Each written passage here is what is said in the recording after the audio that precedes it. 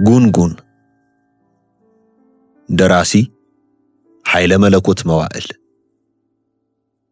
ተራኪ አማኑኤል ታምራትና አድና አበባው ክፍል 18 ጉንጉን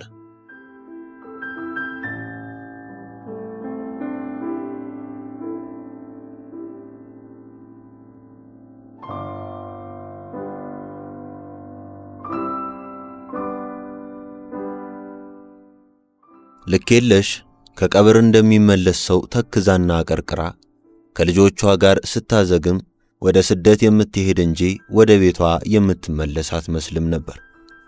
የሚንቆረቆረው እንባዋ ገጽታዋን አክብዶ ፈገግታዋን ገፈፈው። እናም ተበሳጭታ ወይኔ ልጅት የመሄጃ ጦት ነው ዛሬ ሳራምባ የሚሄድበትም ሀገር አይደል እያለች ወደዚያው ታዘግማለች። ቸርነት የጓደኛውን ቀኝ እጅ አንግቶና አቀርቅሮ ብቸኝነት እየተሰማው በቀዘቀዘ ስሜት ይከተላል። የሁለቱም ልብ ተክዟል። አውቶቡሱ ካራቆሬ ከተማ እንደደረሰ ሙዝ፣ ትርንጎና ሎሚ የሚሸጡ ወጣቶች መኪና በመጣና በሄደ ቁጥር ዘንግና ዱላቸውን ተመርኩዘውና ተደግፈው ወጪ ወራጁን የሚያስተውሉ ሥራ ፈቶች ከበቡት። እነ ቀኛዝማች ሲወርዱ ምንዳዬም መከተል ያለበት ስለመሰለው እነሱ በወረዱበት በፊተኛው በር በኩል ወረደ። የአባታቸውን መምጣት ቀደም ብለው የሚያውቁት የቀኛዝማች ልጆች ገና በማለዳ ነቅተው ይጠባበቁ ስለነበር ከአባታቸው ጋር ተሳሳሙ። አቶ ወርቅነህና ምንዳዬም ሳሟቸው። ምነው የሚካኤል ዕለት ሳትመጡ መቅረታችሁ? ነግሬያችሁ አልነበረም? አሉ ቀኛዝማች። እቴዋ እናንተ የሁ ትምህርታችሁን አጥኑ፣ ምን ታደርጉ ትሄዳላችሁ ብለን አለ ምን ደስ ሲል። የእሷ ነገር ደግሞ ይበዛል። እስቲ በእንደዚህ ያለው ቀን ልጅ ይከለከላል? እኔ ነኝ ጥፋተኛው። ተማሪ ቤት መዘጋቱን እያወቅኩ ምን ነው ይዣችሁ ብሄርኩ ኖሮ አሉ ራሳቸውን እየነቀነቁ። እንሂድ ብለናት ነበር፣ አይሆንም ትትለን ጊዜ ዝም አለን አለ ትንሽዬዋ ሲሆን። አሁን እሷ ወዴት ሄደች? ጠብቂኝ ብያት አልነበረም? ጥሩ ሲና ሸሆቹ ጋር ደርሼ እመጣለሁ ብላ ከትላንትና ወዲያ ሄደኝ አለ ምን ደስ ሲል። እሷ ነገር እዚህ በላይዋ የመሶቢት ሚካኤል እያለ። ባሉ እንግዲህ ዘንድሮን በርቱ፣ ለከርሞ አዲስ አበባ ትማራላችሁ። መሰንበቻውንም ልብስ ልክላችኋለሁ። ደብተር መግዣ ያስፈልጋችኋል እንዴ ብለው ድፍን 5 ብር አውጥተው ለትልቁ ሰጡትና በጎነሽ ወይ በደህና ሰነበሽ ወይ ብሎሻል በሏት። ባለቤቷ የለም እንዴ? መቼም እሱ ረፍት የሚሉ ነገር አያውቅ። ከሚሴ እንደሄዱ አልመጡም አለ ትልቁ ብሩን እያየ። እነ ቀኛዝማች ተመልሰው ሲገቡ ምንዳዬም ከተል ብሎ ገባ። አውቶቡሱ እንደ ናዳ ድንጋይ እየተንደረደረ ከካራቆሬ ወደ አጣዬ የሚወስደውን ጠመዝማዛ ቁልቁለት ተያያዘው። ምን ደስ ሲልና ሲሆን የቀኛዝማች የመጨረሻ ልጆቻቸው ሲሆኑ ወንዶቹ እነርሱ ብቻ ናቸው። ወይዘሮ እልፊ ከንዱ ከቀኛዝማች 6 ወልደው 4ቱ ሴቶች ሲሆኑ አንዷ በሕፃንነቷ ስትሞት 3ቱ ግን የደምና ያጥንት አቻ ተገኘላቸው እየተባለ በ13 እና በ14 ዓመታቸው አካባቢ ለባል ተሰጡ። የቀኛዝማች ታናሽ እህት ወይዘሮ ጌጤነሽና ወይዘሮ እልፊ ከንዱ ሲጀምር ጀምሮ እጅግም አይግባቡ። ሁለቱም ቢጠየቁ ለወቀሳም ይሁን ለጥላቻ የሚያበቃ ጉልህ ምክንያት አያቀርቡም። ከአያሌ ዓመታት በፊት ግን ወይዘሮ እልፊ ከንዱ በተከታታይ ሴቶች በመውለዳቸው የተነሳ ወንድሜን የስም ማጠሪያ ወንድ ልጅ አሳጣችሁ ብለው ወሬ ስላደረሱላቸው ተቀይመዋቸው ኖረዋል። በተጨማሪም ወይዘሮ ጌጤነሽ ማጀቴ ለጉዳይና ለገበያ ሲሄዱ በሹልክታ ወይዘሮ ደጅጥኑ ቤት ደረስ ሲላሉ የሚል ያልተረጋገጠ ወሬ ከሰሙ ወዲህ የባልን ዘመድ ሰብስቦ ነበር በሳት መለበለብ እያሉ ግንኙነታቸው ከአንገት በላይ ሆነ። ያም ሆነ ይህ ሁሉም ያሉ ወሬና አሉባልታ ስለነበር ሲገናኙም ሲለያዩም ይሳሳማሉ። ደስ ሲላቸው ሞቅ ያለ ወሬ ያወራሉ። እንደ ቀኛዝማች ሚስት ፍላጎት ቢሆን ልጆቹ ማጀቴ ቢማሩ ደስታቸው ነበር።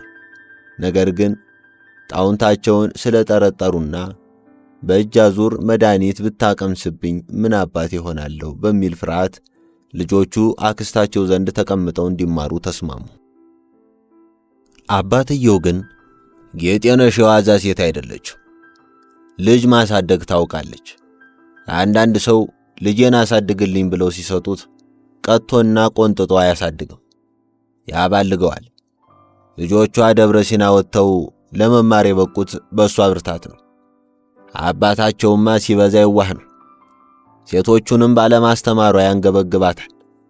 የኖረ ተማሪ ቤት ደግሞ ጥሩ ነው በማለት ልጆቹን አልብሰውና ቀልበው ማስተማር ለሚችሉት ለወይዘሮ ጌጤነሽ በየጊዜው የልጆች ቀለብ እየተላከላቸው እንዲማሩ ተደረገ። 4ኛና 3ኛ ክፍል ደርሰዋል። የወይዘሮ ጌጤነሽ ባል በአንድ በኩል የሚያሳርሱ በሌላ በኩል ማር ቅቤና ጌሾ የሚነግዱ ሲሳይ ንብረታቸው የተትረፈረፈ ነው። አውቶቡሱ ሜዳ ሜዳውን ተግለብልቦና ቁልቁለቱን ተንደርድሮ ዳገት ሽቅበቱን እየተንጣጣና እየቃተተ አጣዬን፣ ሰንበቴን፣ ሸዋሮቢትንና አርማንያን አልፎ 4 ሰዓት ላይ ደብረ ሲና ገባ። እነ ቀኛዝማች ከሾፌሩ ጋር ቡና ቤት ለመግባት መንገድ ሲጀምሩ ምንዳዬ ትዝ አላቸው። መንገደኞች በሁለቱ በሮች ሲወርዱ ብዙ እንዳትቆዩ፣ ቶሎ በልታችሁ ተመለሱ፣ እዚህ እናንተን ሲጠብቅ የሚውል የለም፣ ገና ስንትና ስንት መንገድ ነው የሚቀረን፣ በጊዜ ካልገባን አዳሚ የዱርዬ መጫወቻ ትሆናለህ አለ እበሩ ላይ ቆሞ የሚያስጠነቅቀው ጸጉረ እንጭብር ቱታ ለባሽ አውታንቲ። አንተ ማነህ? እስቲ ምንዳዬ ብለህ ጥራልኝ እባክህ አሉት ቀኛዝማች። ፈጠን ብሎ ወርዶ ስላልተከተላቸው እር ብሎት በሩ ላይ ደርሶ ነበርና ገና ከመናገራቸው ዱብ አለ። ና እንጂ ከእንግዲህ ወዲያ እኮ ሌላ ምሳ መብሌ የለም ብለው በፈገግታ አዩት። ሐፍረትና የእንግድነት ስሜት እየተጫነው እኔ ይሁ መኪናው ላይ እወያለሁ፣ አንቱን እከተልሁ እንደውዬ የሚበላም ይዣለሁ ብሎ አንገቱን ሰበር አደረገ።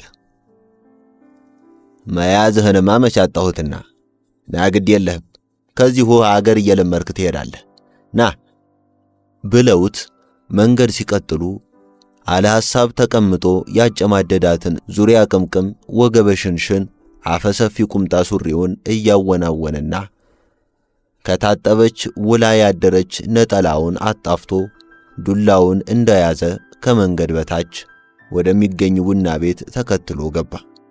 ቀደም ብሎ የገባው መንገደኛ እንደ ልቡ ያውካካ ይበላል ይጠጣል። እነ ቀኛዝማች ሲገቡ ደንገጥ ያለ ወይም ኖር ብሎ የተቀበለ ገለል ብሎ መንገድ የለቀቀ እንደ ሳራምባ ወይም እንደ ማጀቴ ሰዎች በተለየ አክብሮት እጅ የነሳ ሰው ባለማየቱ ምንዳዬ ተገረመ። ሾፌሩና እነ ቀኛዝማች በጠባብ ቁልቁለታማ የቤት ውስጥ መተላለፊያ አልፈው ግድግዳ ላይ በምስማር ተንጠልጥሎና ተለጥፎ የእጅ ውሃ ከሚያንቆረቁረው ገረወይና ላይ ተራ በተራ ሲታጠቡ ምንዳዬ ጠንቀቅ ብሎ ያያል። እሱም ያንን ሲፋተግ የሚሰማ ሸካራ እጁን ታጠበ። 3ቱ በአንድ ጠረጴዛ ዙሪያ ሲቀመጡ ምንዳዬ የት እንደሚቀመጥ ግራ ገብቶት አካባቢውን በሐፍረት እያየ ምነው ባልመጣሁ ወንድሜ፣ እዚያው እንደ ቢጤቴ በበላው እያለ ቆም እንዳለ ቀኛዝማች ታጠብክና መጣህ ብለው ባይናቸው ወንበር ፈለጉለትና ያውልህ እዚያ ጋር ወንበር ብለው በጣታቸው አሳዩት።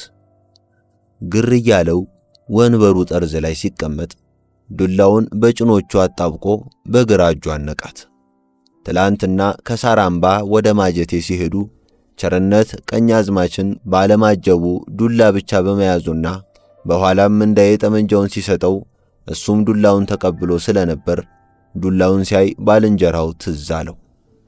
ወዲያው በጤፍ እንጀራ 2 አይነት የጾም ወጥ 2 ሾጣጣ ቃሪያ አስከትሎ ቀረበለት። ተስተካክሎ ሳይቀመጥ መብላት ጀመረ። ከነቀኛዝማች ጋር የተቀመጠው ሾፌር እግሩን አንፈራጦና ወደ ጠረጴዛው አቀርቅሮ በሚያብለጨልጭ ብርማ ማንኪያና ሹካ እያንዘላዘለና እየጠቀለለ ሹካውን ብድግ ያደርግና ወደሚዝለገለገው ነገር ጎንበስ ጠጋ እያለ ሲበላ ምንዳዬ ድንገት ዓይኑን ወርወር ሲያደርግ በማየቱ ክው ብሎ ደነገጠና አበስ ገበርኩ ብሎ ቶሎ ዘወር አለ።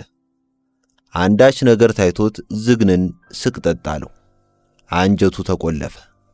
ምኑን ይሆን እያንዘላዘለ የሚበላው? አነካክተውብኝ ይሆን አምላኬ ብሎ ብሽ አለው። እህሉ ላይ ምን አየህበት ቢሉኝስ?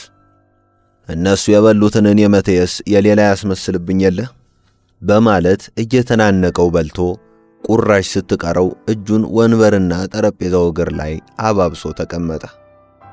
እነቀኛዝማች ሊታጠቡ ሲነሱም አብሮ ሄዶ ታጠበና ተመልሶ ሲወጣ ሾፌሩን ተጠየፈው። በልሂድ ግባ መጣን አሉት በትዕዛዛዊ ድምፅ። እጁን ዱላው ላይ እያሻሸ ወደ አውቶቡሱ ሲመለስ ቀደም ሲል ልብ ብሎ ያላያቸው መኪናዎች በዙበት።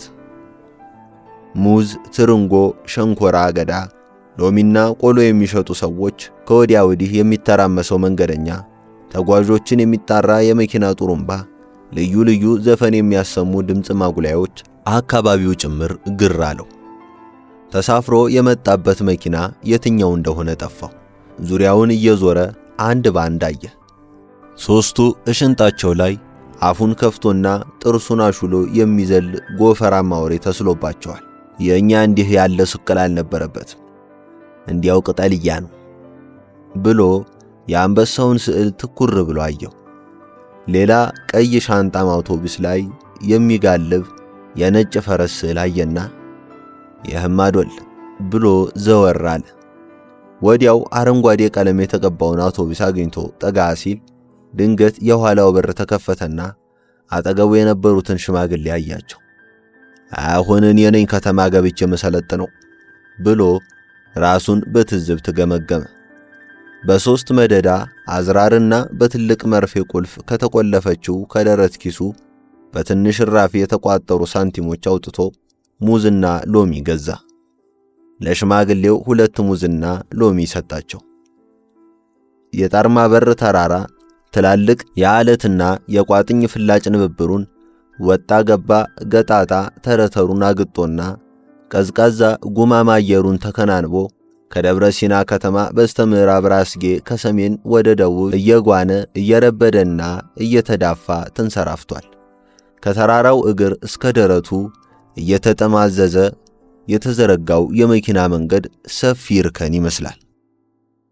የደብረ ሲና ከተማ ጣርማ በርን አንጋጣ ስታይ ትልቅ ኤሊ ስር ያረፈች ቢራቢሮ ስትመስል፣ እሱም ግጥብጥብ ደረትና ደንደሳም አለቱን አንገልጦ ቁልቁል ይመለከታታል። አልፎ አልፎ ብትፈራውም እንደማይጨክንባት ታውቃለች። እሷስ ምኗ ሞኝ ነው የዘነጋ ተወጋ ብለው ያማከሯት ይመስል የባህር ዛፍ አጥሯን ገጥግጠዋለች። እሷ ያለ እሱ ግርማ ሞገሷ ተቀንሶ የምትቀል፣ እሱም ያለ እሷ ዝናው ታውቆ ስሙ ጎልቶ የማይጠራ ይመስላሉ። እኩያው አለመሆኗን ግን ማንም ይመሰክርለታል። ደብረ ሲና ፈጽሞ ሳትታሰብና ሳትታለም ሳትወለድና ሳትከተም የትየለሌ ዘመናት ቀድሟት ኖሯል። ደብረ ሲና የምትባል ትንሽዬ ከተማ እግር ስር ትቆረቆር ይሆናል ብሎ በህልሙም በውኑም አስቦት አያውቅ። የዛሬን አያድርገውና ያኔ ከዘመናት በፊት የነበረውን የልምላሜ መጎናጸፊያውን ዛሬም እንደ ተከናነበ ቢኖር ኖሮ እሱ ድንቅ ደብር፣ እሷም ትራስጌዋ ያማረ ከተማ ትሆን ነበር። ማን ያውቃል? አንድ ቀን ይሆናል እንጂ ዛሬማ ጨርቁን ጥሎ እላቂ ነጭ ሻሽ ሸብ ያደረገ ንክ ደብተራ መስሎ በፀሐይና በውርጭ አሳረ መከራውን ያያል። በጉም ሽንት ጠል የጸደቁ ቁጥቋጦና ጦስኝ ቢያጽናኑትም እርቃኑን ስላልሸፈኑለት የዓለት ጎኑ ገጧል። ደብረ ሲናም ዝናውን ሰምታለች። እኩዮቹም ከሩቁ ይመሰክሩለታል። እንዲህ ሁለመናው ተቆፍሮና ተጎድፍሮ የአዳሜ መፈንጫ ከመሆኑ በፊት ስንቱን ጉረኛና ማንደኔ ባዩን ሁሉ ወገቤን ሲያሰኘው ኖሯል። አይቆጨውም። ዛሬም ቢሆን ዕውቀት የተላበሰ ሰው ተራራ ይነድላል አሉ ሆነና ተባብረው ቢነዳድሉትም ስንቱ መኪና አልቅሶና ፈሱን ጠብሶ አውጣኝ ሞተሬ እያለ ሲንፏቀቅና ሲያዘግም እንደሚውል ደብረ ሲናም ትመሰክራለች። ምን እሷ ብቻ አይርቁና አይቀርቡ ቢጤዎቹም ያውቁለታል። ደብረ ሲና እግር ስር እንደተቆረቆረችማ በሁለቱ ያልቀና ጋራና ሸንተረር አረህና ሸለቆ አሻግሮ ያላየ ተራራም አልነበረም። መቆፈርና መደፍጠጡን እኮ ቢቀምሱት ከቀያሽ ዓይን ሰውረኝ ሲሉ። አውቶቡሱ ሲንቀሳቀስ ቀኛዝማች ምንዳዬን አሻግረው አዩት።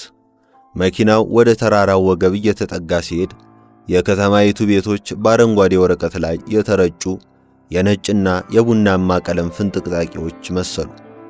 የዋሁና ታማኙ ጣርማበር ክፉ አስቦና ፈጽሞ አያውቅም እንጂ ከገላው ቆርሶና ከቋጥኙ ገምሶ ቢንድ ደብረ ሲናም ደብረ ሲና አትሆን፣ እሱም ከንቱ የተራራ ቅሌታም ተብሎ ድንጋይ እህል አፈር በተባለ ነበር። ታዲያ ካለ ነገሩ እንዲህ ያለውን ቅሌታም ናዳ ለቆ አያውቅም። ምንዳዬ በሁለቱ ትናንሽ ዋሻዎች ተደንቆ ሳያባራ አውቶቡሱ ከረጅሙ ዋሻ ዘው አለ። ዋሻው ከወደሚገቡበት በኩል ሆኖ ሲያዩ ከሌላ ጫፍ ያለው የመውጫ በር ጠበብ ያለ የፉካ ቀዳዳ መስሎ ይታያል። አንዳንድ መንገደኞች ስለ ዋሻው ርዝማኔ እየተጋነነ አስተያየት ይሰጡ ነበር። አይ ሥራ ሆዬ ሲል ምንዳዬ ተገርሞ ጣሊያን ምን ያልሰራው ሥራ አለ? እሱ ነው የሰራው አሉት ያጠገቡ ሽማግሌ ሳይጠየቁ። መኪናው ትንፋሽ መለስ ያደረገና አቅም ያገኘ ይመስል ፍጥነት ጨመረ። ምንዳዬ ደረቱ ላይ አንዳች ነገር እየተንከተከተና እየተጉላላ አቅል አሳጣው። ታመሰ። ሽቅብ አለው። ሁኔታው ስለገባው ደነገጠ። ወይኔ ምንዳ ገና ዛሬ ተዋረድኩ አለ። ክፉኛ አጣደፈው። ከፊት ለፊቱ ከመስኮቱ በኩል የነበረውን መንገደኛ ከወደ ትከሻው ነካ አድርጎ ወንድሜ አንዴ ብትቸገርልኝ ሊጣላይ ነው መሰለኝ፣ ይተናነቀኛል፣ ሽቅብ ይለኛል። የሰው መኪናና ሰው ታላበለሻሽ አንድ አፍታ ብትነሳልኝ አለ እየፈራ። እኔም እንዳንተ ይጣላኛል ብዬ ነው መስኮቱን ምጥኝ ብዬ ደይደዩንም አየው አለው ዘወር ብሎ። ምን ያህል ብቆይ ብለህ ነው? ለአንድ አፍታው ነው ይኸው ተቀምጬ አልቀር አለ ደረቱ ላይ እየተንከተከተበት። እንደገና መለስ ብሎ አይቶት በርግጥም እንደተቸገረ ገባውና ተነሳለት። ምን ያለው ሰውዬ ነው ወንድሜ፣ እንዳያመልጥህ አፍክን አፍኒ፣ በልቶሎ ዞረህና ሲል ሌሎቹም ፈጠን ብለው የጎንዮሽ እየተንፏቀቁ ማለፊያ ለቀቁለት። ምንዳዬ በግራ እጁ አፉን ግጥም አድርጎ መርጎ እየተንገዳገደ እንደምንም መስኮቱ ጋር ደረሰና ራሱን በመስኮቱ አውጥቶ ደብረ ሲና የበላትን ሙልጭ አርጎ ዘረገፋት። አይኖቹ እንባ አቅርረው ላቡ ግንባሩ ላይ ችፍ አለ። ነፍሱ መለስ አለች። እየተዥጎደጎደ የሚከተለበው ቀዝቃዛ አየር ላቡን አትንኖ አቀዘቀዘው። ምራቁን በተደጋጋሚ ጢቅ ብሎና አፉን በነጠላው ጫፍ አባብሶ አረፍ አለ።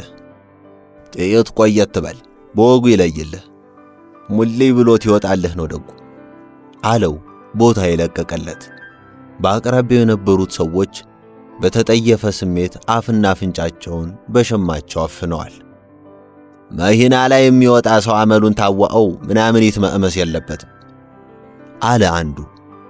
አሂሂ ማይበሱ ሆነና እንዲያው አንዳንዱን እንዲሁ ይጣላዋል። ይኸው ስንቱ ሰው ማዶል ወይም ብርቱ ውስጥ ይገለበጥ በልቶ አሁንም የሚያሻምደው አለ ሌላው ቀበል አድርጎ። ምንዳዬ ቀለል እንዳለውና ሆድቃው እንደተረጋጋ ወደ ቦታው ተመልሶ ሎሚውን እያሻሸ ማሽተት ጀመረ። አውቶቡሱ ከቀኑ 10 ሰዓት ተኩል አዲስ አበባ እንደደረሰ አንዳንድ መንገደኞች ሾላና ቀበና ወርደው ጉዞውን ቀጠለ።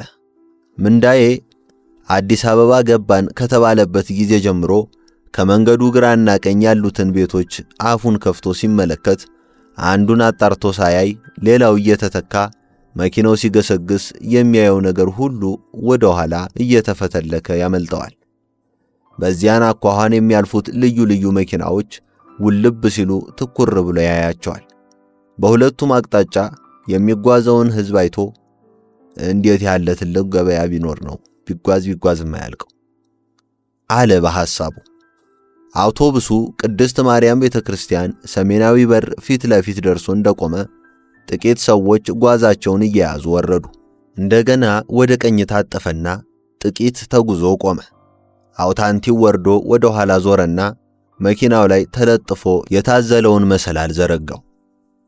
ቀደም ብለው የወረዱት ቀኛዝማች በተከፈተው የኋላ በር ወደ ውስጥ ብቅ ብለው ምንዳ ደርሰናል እኮ ናውረዲ አሉት። ሲወርዱ ባለማየቱ ደንግጦ ተገረመ። የስንቅ ከረጢቱን አንጠልጥሎ በፍጥነት ወረደና ዱላውን ይዞ ከበስተኋላቸው ቆመ።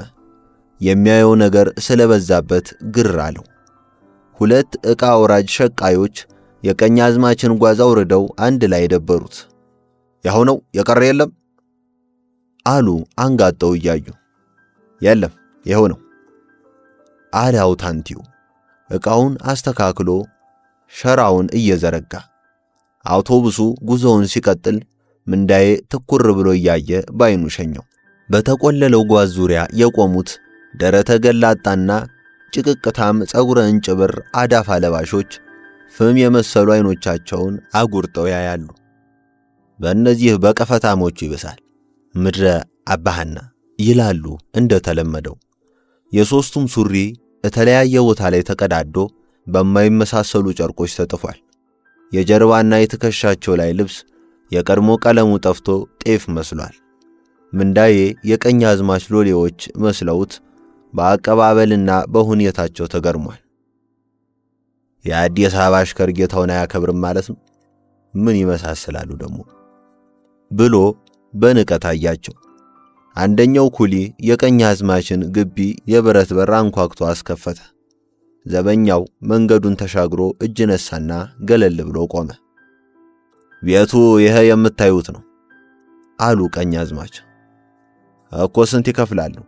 ከአቶ ስም ላይ ወርደናል አለ አንዱ አሻቦ ፊት።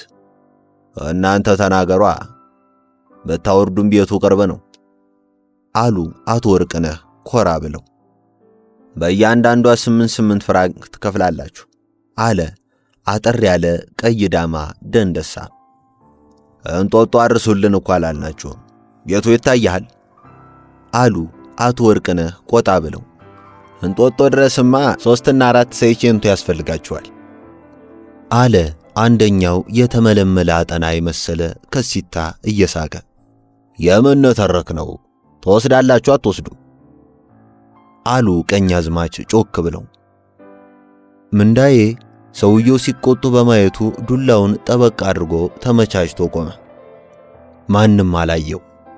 ኩሊዎቹ እርስ በርስ ተመካከሩና በሉ 6 ፍራንክ ትከፍሉናላችሁ አለ ቀይ ዳማው ደንደሳ። ተወስዱ እንደሆነ ውሰዱ፣ አለበለዚያ ዞር በሉ ከዚህ። እንግዶች መሰልናቸው እንዴ ከነሱ እኩል ቆመን ስናወራ ጊዜ አሉ አቶ ወርቅነህ ደማቸው ፈልቶ። ኩሊዎቹ ተበሳጭተው ገለል ሲሉ አንዱ ወደ ምንዳዬ ቀረብ በማለቱ ወይርታ አጠገቢ ብሎ ዱላውን አዙሮ አፈጠጠበት። ይህች ፋርጣ እንዳትነፋሽ፣ እነሱ ጋር ቀልድ የለም አለ ቀጭኑ። እነ ቀኛዝማች ሳቅ አሉ። በሉ እናንተ እንዳላችሁ ዛሬ ቤስቲያ ቀን ነው እናቱ ጮርናቄና ቦስታ ከተገኘ በቃል ብሎ አጠር ያለው ወፍራም ሊሸከም ጎንበስ ሲል አንዱን ስልቻ ጤፍ አሸከሙት። 3 ጊዜ ተመላልሰው አደረሱና ከዘበኛው ጋር አጥሩ በር አጠገብ ቆሙ። እነ ቀኛዝማች ወደ ግቢ ገባ ብለው በደንብ አስቀመጡት አሉት ዘበኛውን። አዎ አለ ባጭሩ። ምንዳዬ መንገዱን ከተሻገረ በኋላ አብሮ ወደ ግቢ በመግባት ፋንታ ከአጥር ውጪ ግንቡን ተደግፎ ቆመ።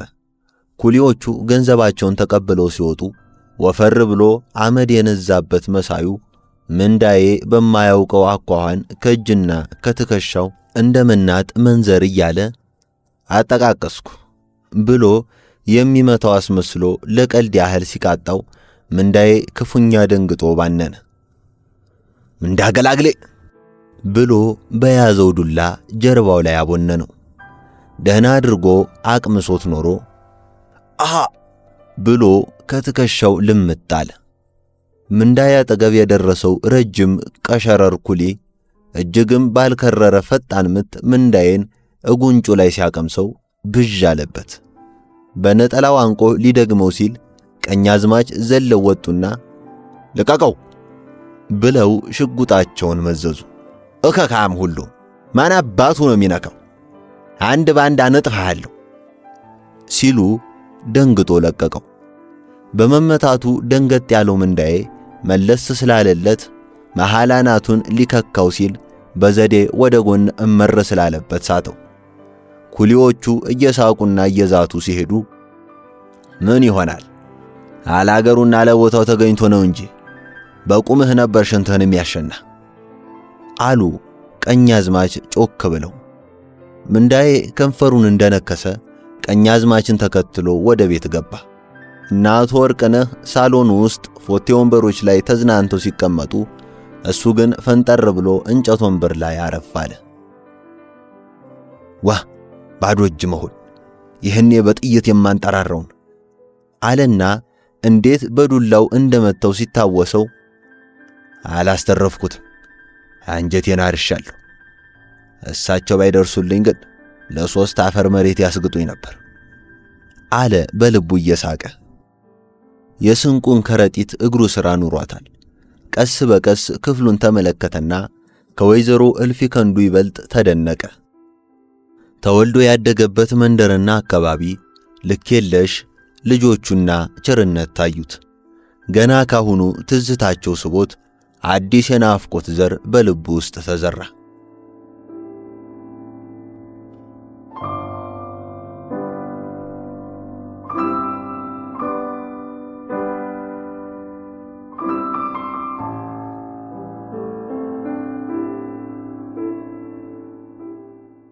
ከእንግዲህ ወዲያ መጠንከር ነው አሉ አቶ ወርቅነህ። ሰው ሁሉ ተሻሽሎ ያደገው በብልጠትና በብልሃት ነው። አዳዲስ ወዳጅና ዘመድ ባገኙ ቁጥር ጠቃሚውን መምረጥ ያስፈልጋል። ማግበስበስ አያስፈልግም። ምንም ይሁን ምን የውለታ ትንሽ የለው። አንድ ሰጥቶ ሁለትና ሶስት መቀበል ነውር አይደለም። ማንኛውም ሰው በቅድሚያ የሚያስበው ስለራሱ ነው። ዋናው ቁም ነገር ታዲያ እስኪይዙና እስኪደላደሉ ድረስ እንደ ሐረግ ቀስ ብሎ ነው መንጠላጠል ብለው ወደ ኋላ ተለጠጡ። እውነቱን ነው። መቼም መሰንበቻውን ብዙ ቁም ነገር አጫውቼዎታለሁ። ለእንደርሱ ያለህ ብልህ ሰው ደግሞ በመጠኑ ከነገሩት ይበቃዋል። በዚህ ላይ ከሩቅ ጮማ የቅርብ ቆሎ ይበልጣል። መቼም ነገር ሳይገባዎት አይቀር። ሩቅ ቦታ ያለ ርስት የማንም መቀለጃ ነው አሉ ቀኛዝማች። ያ የአባት ርስት የአባት ሀገር መሬት ነው። ለልጅ ልጅ የሚተላለፍ ነው። ሰው ጫማ ጠበበኝ ብሎ እግሩን አይከረክምም። ባይሆን ጫማ ይለውጣል እና ያኛው መሰረትና ማረፊያ ነው። እኛ እኮ መነጽሩ ያለው በእጃችን ነው። ጥሩ መሬት የት ቦታ እንደሚገኝ እናውቀዋለን። ያጣራ የሚነግረን ሰው ይዘናል። መስነፍና ችላ ማለት የለብንም። እኔ እንኳ ያስኩትን ይባርክልኝ። እንኳ የመሰለች ልጅ ጀባ ስንለው ውለታችንንም አካል ከፈለን ምን ዋጋ አለው አሉ አቶ ወርቅነህ ፈገግ ብለው። አረ የውለታው ጋጋታ ቀርቶብኝ በገዛ ገንዘቤ አሉ ቀኛዝማች ውስጡን ተደስተው ላዩን እየተኩራሩ። በገንዘቡም በኩል ቀስ ብለው ይደርሳሉ። እሱን ለኔ የተዉት አሉ አቶ ወርቅነህ በወይዘሮ ደጅጥኑ በሞገስና በላቀች ምክንያት የሚገኘው ጥቅም እየታያቸው። ቀኛዝማችም ባላሰቡት ሁኔታ ስለሚገኘው ጥቅም እየተገረሙ ልባቸው ተስፋ አቋተ። ከወደ ማድ ቤት በኩል ባለው በር የሚገባው አየር የቡናና የወጥ ሽታ እየወሰደ ቤቱን አወደው። የግቢው የብረት በር የቋቋታ ድምፅ ከማሰማቱ በጓሮ በር በኩል ወይዘሮ መንበረና ወይዘሮ ደጅጥኑ ተከታትለው ገቡ። አቶ ወርቅነህ መዘውር ከአንገት በላይ ሳቅ ፈገግ ቢሉም ውስጣቸው ተከፋ። እስቲ ምን አስቸኮላቸው? ባለቤትየዋ ብትኖርስ አሉ በሐሳባቸው። ሴቶቹ ከነቀኛዝማች ጋር ከተሳሳሙ በኋላ ወይዘሮ ደጅጥኑ መለስ አሉና ወይ ምንዳ መጣ፣ እሳይ እሳይ እንኳንም የመጣ ከማለታቸው ተነሳና ተሳሳሙ። ደስ አለው። ምን የገባችሁ አሉት። ጥቂት ቆየት ብለናል አለ ምንዳዬ እንደቆመ። በል ተቀመጥ። ሚስት ደህና ነች? ልጆችህስ? ደህና ናቸው። አንቱስ ደህና ኖት? አለ አቀርቅሮ። ደህና ነኝ እግዚአብሔር ይመስገን። ተቀመጥ ብለው ተመለሱ። እነ ቀኛዝማች ደብረ ሲና ቁርስ በልተው ሲወጡ የይፋትና ጥሙጋ አውራጃ ፍርድ ቤት ዳኛን ያገኟቸውና ዳኛው ካልጋበዝኩት ይላሉ። የአውቶቡሱ መነሻ በመድረሱ ቀኛዝማች አመስግነው፣ ነገር ግን አቶ ወርቅነህ መዘውር ቤት ስልክ ደውለው በመንገድ ላይ መሆናቸውን እንዲነግሩላቸው በትህትና ይጠይቋቸዋል። ዳኛውም ስልክ ቁጥሩን ከመዘገቡ በኋላ ባለቤቶ ደህና ናቸው ይላሉ። ደህና ነች፣ ለሚካኤል ድግስ እዚሁ ሰንብተን እኔ ቀደም ብዬ መመለሴ ነው፣ እሷም ሰንበት በት ብላ ትመጣለች ይሏቸዋል። ዳኛው ከእኩለ ቀን በፊት መልእክቱን ሲነግሩ ሁሉም ናቸው የመጡት አሉ ወይዘሮ መንበረ። አዎ ቀኛዝማችና አንድ እንግዳ ሰው አብረው አሉ፣ ባለቤትየዋ ግን አልመጡም አሉ ሚስትየዋንም የተጠየቁ የመሰላቸው ዳኛ። ወይዘሮ መንበረም ስለ ወንዶቹ ጠይቅ ብለው የወይዘሮ እልፊ ከንዱንም አለመመለስ ሰሙ። ሴቶቹ ይህን ማረጋገጫ በማግኘታቸው ሰተት ብለው ወደ ቀኛዝማች መኖሪያ ሄዱ። ሆኖም ዘው ከማለታቸው በፊት ዘበኛው ባልገባቸው ያጠያየቅ ዘዴ የሴትየዋን አለመምጣት ዳግመኛ አረጋግጠዋል። ከእንደምን ሰነበታችሁ በኋላ አንዷ ለባለቤታቸው፣ ሌላዋ ለአስቀማጫቸው በስልክ የተነገረውን መልእክት ነገሯቸው። ቅር ተሰኝቶ የቆየው የአቶ ወርቅነህ ልብ ተረጋጋ። ሰራተኛይቱ እጅ አስታጥባና ገበታ አቅርባ ጠላ ቀዳችላቸው። ምንዳዬ በሚያየው ሁሉ በመገረም አንዳንድ ውል የለሽ ሐሳቦች ሲያስብ ቆየና አይኑን ወደ ጎን ጣል ሲያደርግ ወይዘሮ ደጅጥኑን ያያቸዋል። እኚህ ሴትዮ ብለው እንዲህ የሚያጥበረብር ቤት ገብተው ዓለማቸውን ያዩ ጀመር። ለካ ሁሏም የተባላችሁ ለዚህ ኖሯል። በዚህ አያያዛቸውማ ቀስ በቀስ ሊያስለቅቋቸው ነው አለ ወለሉን ባድናቆት እያየ። እነ ቀኛዝማች በዝግታ እየበሉና እየጠጡ ወሬውንም እህሉንም ጠገቡት። እነሱ እንደጨረሱ ሰራተኛይቱ በቁርስራሹ ላይ በአንድ እንጀራ ጣል አድርጋና የነካ የነካካውን አስተካክላ ለምንዳዬ ታቀርብለት እቴ አላት ድምፁን አለስልሶ ይህን አፌን ጎመጥመጥ ብለው። እሱንም እንደነ ቀኛዝማች አጎንብሳ ማስታጠቡ አልታይሽ አላት። ና ተከተለኝ ስትለው ቀስ ብሎ ተከተላት። የለበሳት ባለ ሰማያዊ ጥለት ነጠላ ከትከሻው ላይ ተንሸራታ ተንዘርፋለች። አነስ ያለ በር ከፍታ ወደ ሌላ ክፍል ይዘው ገባችና ያውልህ ታጠብ ብላው ተመለሰች። አካባቢውን ቢያይ ውሃ አጣ። ከፊት ለፊቱ ፍንጃል የመሰለ አፈገላላ ቆሪ ግድግዳው ላይ ተለጥፏል። ከወደ ግድግዳው በኩል ከጠርዙ ላመልታህል ዝቅ ብለው ሁለት ብርማ የተቀቡ ባለመስቀል ጉትያ ቅልም ብረቶች አፋቸውን ከፍተው አንገታቸውን ደፍተዋል። አለፍ ብሎ ነጭ የገላ መታጠቢያ ገንዳ አየና ይህስ ጣጣት ይኖርባቸው ቡሆ ማቡኪያቸው ነው መሰል አለ በግምት። እዚህ ውሃ የሚሉ ነገር የታል? ምን አረግ ቆያለሁ? ምን ያለችው ናት ወንድሜ ብሎ ሊወጣ ሲል ሰራተኛይቱ የዘገየ ስለመሰላት ምን ነው አለመታጠብህ? ውሃው ሄደ እንዴ አለችው ድንገት ገብታ። አንዱን ቧንቧ ከፈት አድርጋ እንዴ አለው እኮ ና ታጠብ ይውልህ ብላው ወጣ ከማለቷ የሚንቆረቆረው ውሃ በቀዳዳው በኩል ሲሰርግ በማየቱ ወዴት ይሆን የሚገባው በማለት ጎንበስ ብሎ ቢመለከት ምንም አጣ። ነጭ ሲኒ በሚመስለው ንጹሕ ዕቃ ላይ ብታጠብ ይቆሽሻል በማለት ከውሃው ላይ በቀኝ እጁ እየጠለፈ ወለሉ ላይ ታጠበና አፉን 2-3 ተጉመጠሞጠ። ቧንቧውን ለመዝጋት እየፈራ ጉትያውን ይዞ ከወዲያ ወዲህ አዞረው። በመጀመሪያ በስቶ በድጋሚው የተቃራኒ ዙር ጥምዘዛ ቀንሶ ስለተዘጋለት ደስ አለው። እጁን በሸማው ጠራርጎ ሊወጣ ሲል ከፊት ለፊቱና በግራ ቀኙ 3 በሮች በማየቱ ግራ ገባውና ወየው ጉድ! በየትኛው በር ይሆን የመጣሁት? የዋለ አፌን ጠልቼው ነው። ምን ነው በእረብኝ ወንድሜ እያለ ቁሞ ሲያጉተመትም ሰራተኛይቱ እንደገና መጣችና ታጠብኮይ ብላ በሩን ልትዘጋ ጠጋ ስትል ወለሉ ላይ ውሃ ፈሶ በማየቷ ምን ነው ወለሉ ላይ ያፈሰስከው? የወለወልኩትን አበላሽህብኝ ብላ ቆጣ አለች። ምን እንዳበላሽ አልገባው። ምን አይነት ነገር ነው? የማንንም አንኮላ ባላገር ያመጡና ሰው ያስቸግራሉ። ሴትዮዋን ሳሰለጥን ሰነበትኩ። አሁን ደግሞ ይሄን የባሰውን ይዘውት መጡ አለች በልቧ። ከቀረበለት ወጥ መሃል የጥቅል ጎመኑን አልጫ ወጥ ትኩር ብሎ አየው። የሰባ ስጋ ነው እንዳይል ስጋ ልልህ አለው። ጎመን ነው እንዳይል ነጣበት። ይሄ ደግሞ ምንም ይሉት ይሆን ጌታዬ? ብዬ ዘንድሮ እንዳይ ነገር ሳልበላ ቀራለሁ ካለ በኋላ ጣዕሙን ለመለየት ያህል 2-3 ቆንጥሮ ጎረሰና ወደ አደገበት ወጥ መለስ አለ። ሰራተኛይቱ ለቀኛዝማች ቡና ሰጥታ ለሱም አነስ ባለች ጆሮአም ሲኒ ከነ መቀመጫው ወስዳ እግሩ ስር አኖረችለት። በ3 ፉትታ ጨለጣት።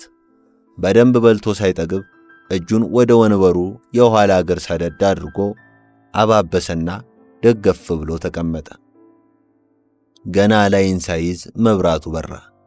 ጣራው ላይ ተለጥፈው የሚበሩት ቁመተ ዱላ መብራቶች እንዳየ ተደነቀ። ሌላ ክፍል የበሩትን ድቡልቡሎችን ወደዳቸው። እንዲህ ያሉት የጠፋ ከብት መፈለጊያ ቢገኙ ጥሩ ናቸው አለ በሐሳቡ። ቀኛዝማች አቶ ወርቅነህ መዘውርንና ባለቤታቸውን ለመሸኘት አብረው ሲወጡ በማየቱ ምንዳዬ እሱና ቀኛዝማች በአንድነት የገቡ መሰለውና ዱላና ከረጢቱን አንጠልጥሎ እስከ ግቢው መሃል እንደደረሰ ወይዘሮ ደጅጥኑ በአጋጣሚ መለስ ሲሉ ስላዩት ወዴት ትሄድ ልጄ? አንተ እኮ እዚህ ሆኖ ቤት አሉት እየፈገጉ። ቀኛዝማችም የኛ እኮ ቤታችን ይሄ ነው፣ በእንግድነት የገባህ መሰለህ እንዴ? በል ተመለስ አሉት።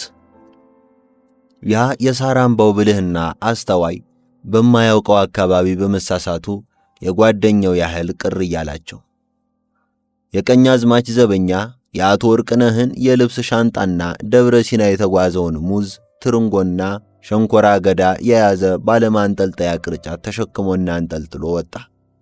ቀኛዝማችና ወይዘሮ ደጅጥኑ እነ አቶ ወርቅነህን በታክሲ አሳፍረው ሲመለሱ አቶ ወርቅነህ ደስ አላላቸውም። ቤታቸው እንደደረሱም እሷስ የራሷ ጉዳይ፣ አንቺ ለምን አብረሽ ሄድሽ? ይህን ያህል ድፍረት ጥሩ አይደለም። እስከ ዛሬም መመላለሷን አልወደድኩትም። ከዚህ ሁሉ በርትታ አጠቀልላቸው። ካልሆነም እሷን የመሰለች ሴት ወይዘሮ ስንቱ ነው ፈላጊዋ? ቀስ ብለሽ ንገሪያት፣ እኔም ዋላ ደርብ እየመክራታለሁ ሲሏቸው አልመለሱላቸውም።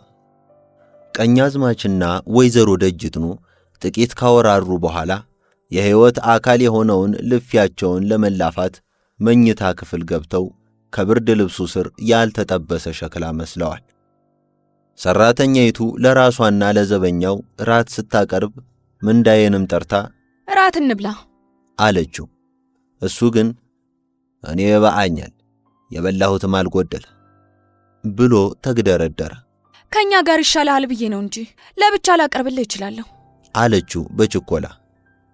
ተበላሁማ ተሰው ጋር ነው ደጉ፣ እኔ አይሻኝም ብዬ ነው። ይሄ ቢሆንም እኛ እንደስ እንዲለን አብረህን ብላ አለ ዘበኛው። ተምሬ ነው በእቶኝ ነው በያ ላይ መሄነው ሲያነዝጠኝ ውሎ ባይሆን እንኳን ቅመሰው፣ ራት አይደለም እንዴ አለው። ቅድም የበላው አልጣፈጠህም እንዴ አለችው እየሳቀች። ኧረ ተይቱ፣ ለጥፍጥናውስ ምንም አይወጣለት፣ ባይሆን አንድ ሁለቴ እንኳን ጉረስ፣ የገባ ይጎዳም ሲለው ዘበኛው እንደተባለው አደረገ። የጌቶች ዘመድ ነህ አለ ዘበኛው በስራው ላይ ጠርጥሮታል። አዎድ። መቼ ተነስታችሁ ነው አለችው በተራዋ። ተቤት የወጣነውማ ትላንትና ነው፣ ማጀት ያድረን ነው። ዛሬ 7 ሰዓት አካባቢ ነው ስልክ ተደውሏል ብለው ይላኩብን ስትለው ነገሩ ስላልገባው ዝም አለ።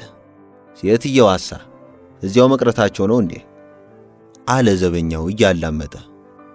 የማ ሴትዮ አለ ድንገት። ሚስትየዋ። የወይዘሮ ደጅጥኑ አመጣጥ ቶሎ ገባውና መሰንበቻውን ይመጣሉ አለ የወንበሩን ጠርዝ እያሻሸ። ምንዳዬ ከራት ጋር የቀረበለትን ጠላ ወዶ የብርጭቆውን ማነስ ስለጠላው በዚህ ምን ያህሉ ቢጠጣ ይጠግባል አለ በልቡ። ሰራተኛይቱ ገበሬ ነበርክ አለችው። አዎድ። እኚህን ሴትዮ ታውቃቸዋለህ እንዴ አለችው። ያልሰማ መስሎ ዝም አላት።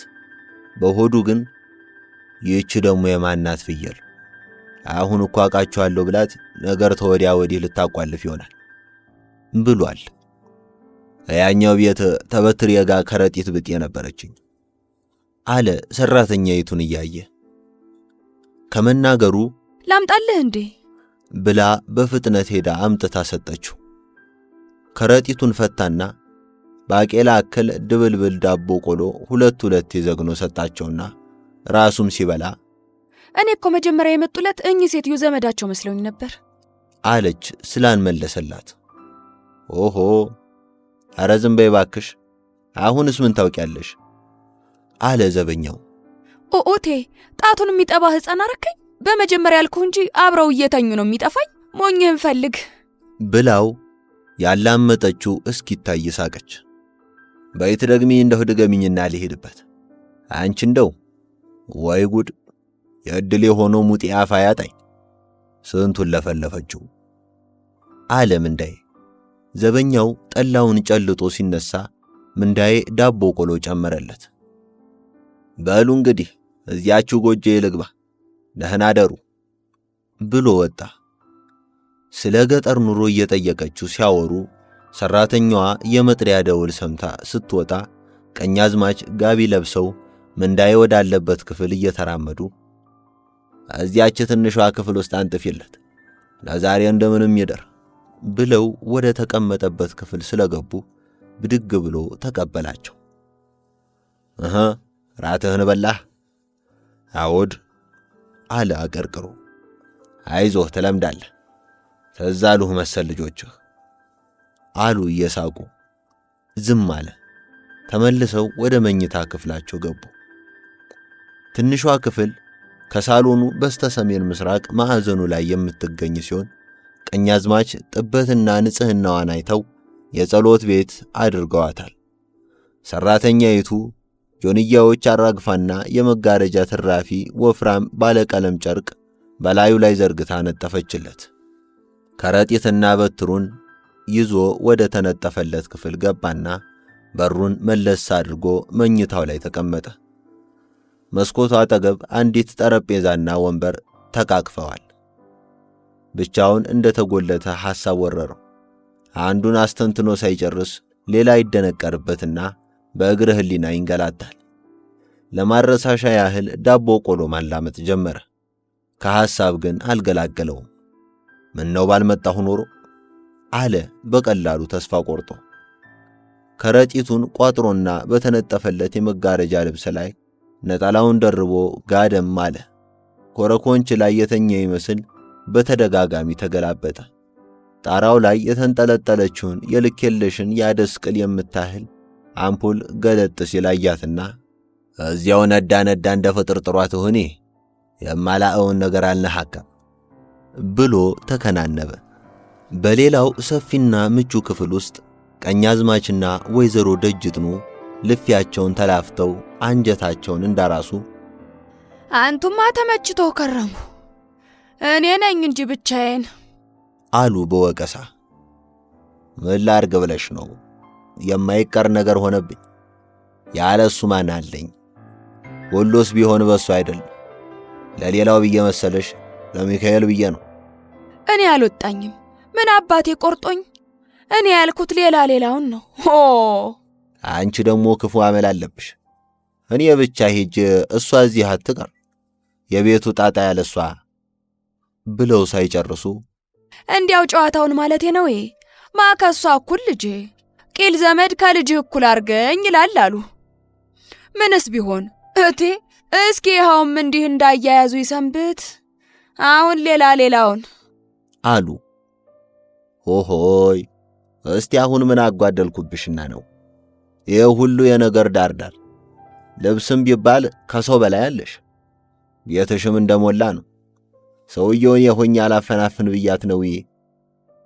ያገር ያለህ ማለት ያለባትስ እሷ ነበረች። ነገሩን ባታሰላስዩ ይሆናል። የአንቺ ነገር ቢበስብኝ እኮ ነው አያስቀድም ያንቺን መላኬ። እያሰላሰሉ ነው መናገር። የሰውየውን ቅሬታ የሚያስወግዱበትን የንግግርም ሆነ የሩካቤ ብልሃት አሳምረው ያውቃሉ። ወንድየው የሴትየዋን ትርፍስፍስ ገላ ሲያዩና ሲዳብሱ ይይዙ ይጨብጡ ሲጠፋቸውና ህሊናቸው ይነሆልላል። በእሳት ዙሪያ በራ እላዩ ላይ እንደምትማገድ የእሳት ራት ሴትየዋ ባዘቶ ገላ ላይ ተንፈላሰው ሩካቤ ምድጃ ላይ እንደ ስብ ሲቀልጡ ይረካሉ። ከዚያ በኋላ የሚጠይቁትን እነሆ፣ የሚታዘዙትን እሺ በማለት የልግስናቸውን ከረጢት ይፈቱታል። ወይዘሮ ደጅጥኑ አንድ ነገር አስበው ካልጋ ላይ ወረዱና እዚያው መኝታ ቤት ውስጥ ግድግዳ ላይ ተለጥፎ በተንጠለጠለው ቁመተ ልከኛ መስታወት ፊትና ደረታቸውን ሻሽና ክናዳቸውን እየደባበሱ ሲመለከቱ ጀርባቸው ወደ ሰውየው በመዞሩ ሳሳ ባለው ልብስ በኩል የሚታየው ከመር ጠፍጠፍና ጋደም ያለው ዳሌና መቀመጫቸው የሰውየውን ቀልብ መንጥቆ ወሰደው። በዓይናቸው የሰረጸው ገላ እንደገና የሩካቤ አምሮታቸውን አንሸከሸከው። ምነው መታሽ ብተኝና አረፍ ብንልበት? አውቶቡስ ያንገላታኝ እኮ ነው ያልኩት አሉ በጋባዥ ስሜት። ልፊያቸው ሲቀዘቅዝ ሁለቱም እፎይ አሉ። ቀኛዝማች የወይዘሮ ደጅጥኑን ገላና የተለየ ነፍስ እንዳለው ፍጡር እሽክም እያለ የሚንቀሳቀስ ቂጥ ሲመለከቱ የልጅነታቸው ጊዜ ትውስ ይላቸዋል። ባጁ አጠር ብላ ፈርጠም ያለች፣ ጤፍ ስትሰልቅ አሻሮ ስትድስ ክክ ስትከካ ወይም አጎንብሳ ቤት ስትለቀልቅ የሚያዘበጥጥና የሚርገፈገፍ ቂጥ የነበራት የአባታቸው አገልጋይ ነበረች። ከአባታቸው ሎሌዎች መሃል ጥርሰ ዘርዛራ ክንደ ጠንካራና አካለ ደልዳላ የነበረው መርጦ የባጁ ወዳጅ ነበር። ገና አንድ ፍሬ ልጅ ነው ይባሉ በነበረበት ጊዜ ከአገልጋይና ከልጆቻቸው ጋር እንደ ልብ ይዛለሉና ይጫወቱ ነበር። ያን ጊዜ መርጦ የበላይነህን ዕድሜ በማየትና የአንስ ነገሩን የታውቆት በማለት ባጁ በገባችና በወጣች ቁጥር ዙሪያዋን መልከትከት ያደርግና ቂጧን ጠፍ መታ ጡቷን ቆንጠር ያደርጋታል። ይዋደዱ ነበር። ቤቱ ጭር ካለ ደግሞ ድሪያው ይባባሳል። ያችን ሁሉ እንደ ቀልድ ተመልክተዋል። ቀስ በቀስም ነገሩ ስለገባቸው ባጁ እና መርጦ የሚያደርጉትን ሁሉ ለማየት ይጓጉ ጀመር። ዕድሜያቸው በጨመረ ቁጥር የባጁ ገላ አማራቸው። የተመኙትን አላጡም። መርጦ ቢከፋው ቢከረፋውም በግኖ ዝም አለ። በልዩ ልዩ ሥራ እዚያው ቤት ለቤት ከጠላ ቤት ጎተራ ቤት ከበረት ጉረኖ እያለች ስታደዘድዝ ላያት የአካሏ እንቅስቃሴና ሙላት አዋጊ ነበር። ያለ ሐሳብ እየዋጠች ተውለከለከች በተባለችበትና የወንድ ዓይን በሳበችበት ወቅት የበላይነህም ዓይን በባጁ ላይ ማረፉ ስለታወቀ ሁኔታው ተባብሶ ስም ከማሰበሩ በፊት እንደ ጊዜው የመኳንንት ልጆች የአእምሮት ማብረጃ ሴት በግርድና ስም ተቀመጠችላቸው። ያ በልጅነታቸው የተጠናወታቸው የትልቅ ቂጥ አድናቆት አብሮ አድጎ አብሮ ጎልምሷል። ከጥቂት ዓመታት በፊትም ማጀቴ ተወልደውና አድገው ወደ ደጋው አገር ተድረው ሁለት ሴቶች ከወለዱ በኋላ ተፋተው ከተመለሱ ወዲህ ከወደ ደሴ የመጡ ልብስ ሰፊ አግብተው ለ2 ዓመታት የኖሩትንና ዳግመኛ የተፋቱትን መልከ መልካሟንና ጀርጋዳዋን ወይዘሮ ደጅጥኑን አግኝተው በመጀመሪያ ወሽመው የኋላ ኋላም አስቀመጧቸው። ሁኔታቸውን አይቶ የሚገዝት ካህን ተገቢ አይደለም ብሎ የሚገስጽ ሽማግሌ ሳይታጣ ብንናገር ይበስባቸው ይሆናል ወይም ከልጆቻቸው እናት ይፋታሉ በሚል ስጋትና ጥርጣሬ እንዲሁም በአካባቢው የተለመደው የቅምጥና የቀላቢት ማስቀመጥ ልማድ ተደጋግፈው የልብ ልብ ሰጣቸው። ሚስትየዋንም አንቺ ቤት ንብረትሽን አጥብቀሽ ያዥ፣ ማየት ያለብሽ ልጆችሽን ነው። ምን አተሽ? ምን ጎሎብሽ? ከዚህ ከአንቺ ተርፎ ለሚሄደው ነው ሽጉዱ። ለነዳይ የተሰጠ ያክል ቁጠሪው። እሳቸው እንደው ዘለው ሲበቃቸው የት ይሄዱ መሰልሽ? የምራ ይምሰልሽ። ሁላችንም አይተነዋል። ወንድና ብረት ምጣድ ቶሎ ይበርዳል እያሉ የሚመክሩ የቅርብ ዘመዶች ቢበዙም የወይዘሮ እልፊከንዱ ልብ ግን እልህና ቅናት አረገዘ። ምንዳዬ ስሜቱ ተመሳቅሎ እንደባነነና በቅዠት እንደተንገላታ ነጋ። ማለዳም ወጣ ብሎ አትክልቱን፣ ግቢውንና የዘበኛውን ቤት ተመለከተ። ከቁርስ በኋላ ቀኛዝማች ወደ ሥራ ለመሄድ ሲነሱ በማየቱ ግቢው መሃል ዱላውን ይዞ ጠበቃቸው። ወዴት ልትሄድ ነው አሉት አቋቋሙን አይተው። ልከተሎ ብዬ ነዋ። መሄዶም አይደል እንዴ? የለም ወደ ሥራ ሲሄድ ተከታይ አያስፈልግም። ምን ነው ሰው እንደሌለው ሰው ብቻውን መሄዱ? ዘመድ ጥየቃና ወደ ሌላ ቦታ ሲሄድ ነግርህና አብረህን ትሄዳለህ። አሁን ግን ግባና ቁርስህን ብላ ብለውት ወጡ። ከቁርስ በኋላ ና ደሞ ወደ እኔ ቤት እንሂድ አሉት ወይዘሮ ደጅጥኑ። አግድም ወደ ቅድስት ማርያም ቤተክርስቲያንና ቁልቁል ወደ 4 ኪሎ ሲጓዙ በሚያየው ነገር ሁሉ እንደተደነቀ ከቤታቸው ደረሱ። ከላቀሽ ጋር ሲሳሳሙም የማያውቀው አገር መጥቶ የሚያውቀውን ሰው በማግኘቱ ተደሰተ።